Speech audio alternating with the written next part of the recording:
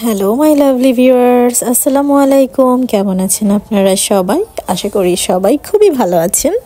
আজকে ডিনার করতে করতে আপনাদের সাথে একটু গল্প করতে চলে এলাম। তো আজকে আমি আর আমার হাজব্যান্ড খেতে বসেছি। আমাদের ডিনার মেনুতে ছিল গরম গরম খিচুড়ি আর সাথে ছিল ডিম ভাজা। এই ডিম ভাজাটা অনেক স্পেশাল, কারণ এখানে লেটুস পাতা, পালং শাক, টমেটো এরকম আরও অনেক ধরনের সবজি দিয়ে তারপর অমলেটটা করেছিলাম। আর এভাবে খেলে কিন্তু খুব ভালো লাগে খেতে, আর সাথে ভীষণ হেলদিও। আর সাথে নিয়ে নিলাম সামান্য একটু জলপাইয়ের আচার। খিচুড়ির সাথে তো জলপাইয়ের আচারটা বেশ জমে যায়। আর ছিল পেঁয়াজ মরিচের ভর্তা। স্পেশাল যে আইটেমটা ছিল সেটা হচ্ছে বিফ নলি।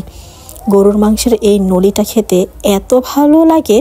আর দেখুন কি চমৎকার ধোঁয়া উঠছে। ছোট ছোট আলু দিয়ে এই বিফ নলিটা খেতে কিন্তু দারুণ লাগে।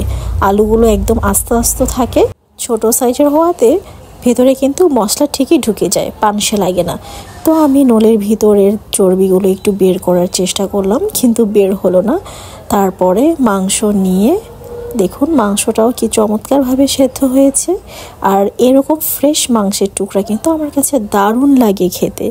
তো আমি সবগুলোই অল্প অল্প করে নিয়ে নিলাম। সামান্য একটু ডিম নিলাম, একটু আচার নিলাম, একটু পেঁয়াজ মরিচের ভর্তাটা নিলাম। তারপর একসাথে মাখিয়ে খেয়ে নিলাম। এমন কড়া শীতের মধ্যে গরম গরম খিচুড়ি আর মাংস, ব্যাস জমে একদম ক্ষীর।